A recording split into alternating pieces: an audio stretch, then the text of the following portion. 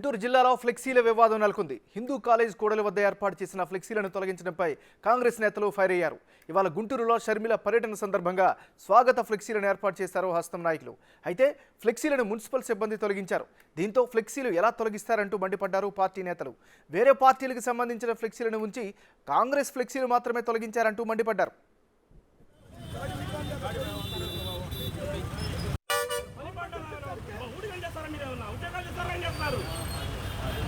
ఎందుకు మరి తెచ్చారు అసలు వాడు ఎవడు అసలు వాడు ఏయ్ వాడు సమాధానం చెప్పా ముందే చెప్పాలి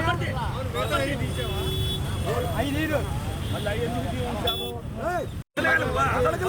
పురుగులు పడిపోతారు మీరు కాంగ్రెస్ కూర్చోంటాడు ఎత్తలా కొడుకు భయపడతాడు ప్రోగ్రామ్ మధ్యాహ్నం కదా నేను చెప్పాలి